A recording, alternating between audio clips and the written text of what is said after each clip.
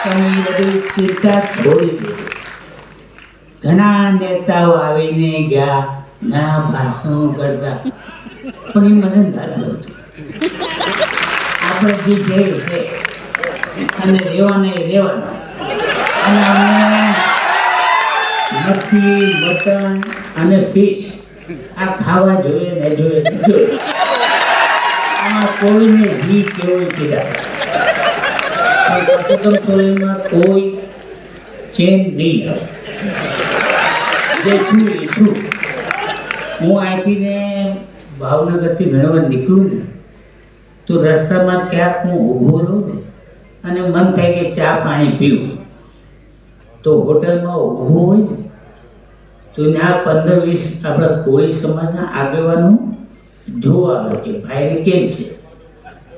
હવે આ મેં હું કરી મને ભગવાન જાય, પણ એક આ લાગણી છે, અને આ લાગણીના હિસાબે હું તમને કોઈ દી છોડીને નહીં જાઉં. હું જે છું એ છું, જેને જે વિચાર્યું કરે.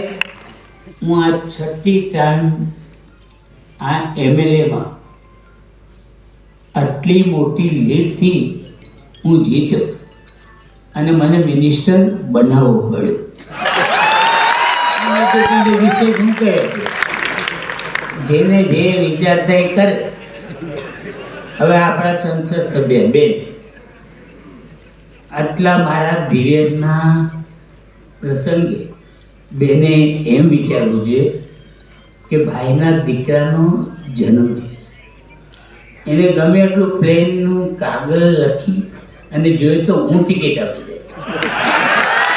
હું બેન માટે હું નથી કર્યું, બેનને મેં હું કામ નથી કર્યા, અને બેનને મેં કયા કામ દીધા એ તો કે નથી મેં એવું કર્યું. ભલે સુખી રહે બેન, મારી બેન. અને બેન આટલું મેં નથી કર્યું કોઈ કહી દે મને, હાલો આપણો સમાજ બધો બેઠો. જે બેનના આગેવાનો એને બી કહું કે તમે બેનને કહેજો કે પરસોત્તમભાઈના કોઈ પ્રસંગ એવો નથી કે સમાજને કોઈ પાછા વાળ્યા, અને સમાજના આગેવાનો છે.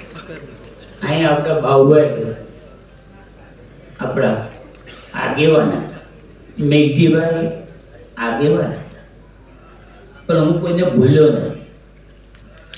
મેં જે કામ કર્યા ને એ મારો ઉપરવાળો